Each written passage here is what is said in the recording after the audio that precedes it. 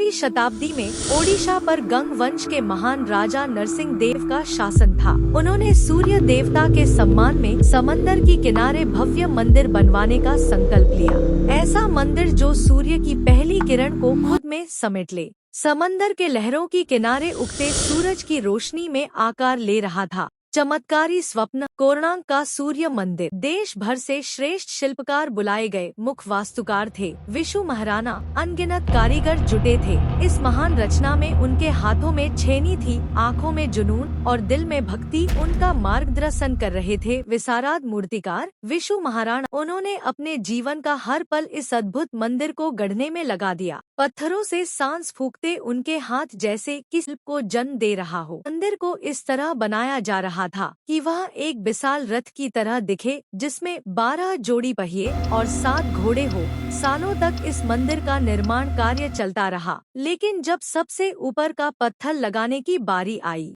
तो कोई तकनीकी काम नहीं आई। कलश बार बार गिर जाता। राजा नरसिंह देव बहुत क्रोधित थे, क्योंकि कलश मंदिर का अंतिम शिखर अभी भी अधूरा था। राजा बोले, यदि 12 दिन में काम पूरा न हुआ तो सभी शिल्पकारों को दंड मिलेगा। दरबार में एक खामोशी छा गई, जैसे पत्थरों के बीच किसी सांप ने घर कर लिया।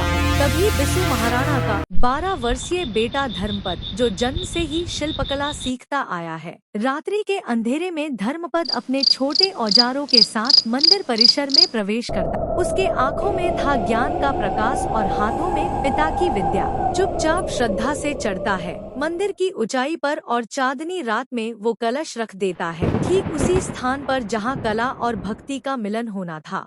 सुबह होती है, सब स्तब्ध हैं। मंदिर खड़ा है, शिखर पर कलश दमक रहा है, जैसे सूर्य स्वयं उतर आया हो। राजा, कारीगर और जनता, सबकी आंखों में आश्चर्य और श्रद्धा का भाव था। और तब धर्मपद शांत निष्प्रेह भाव से समंदर की ओर बढ़ जाता है।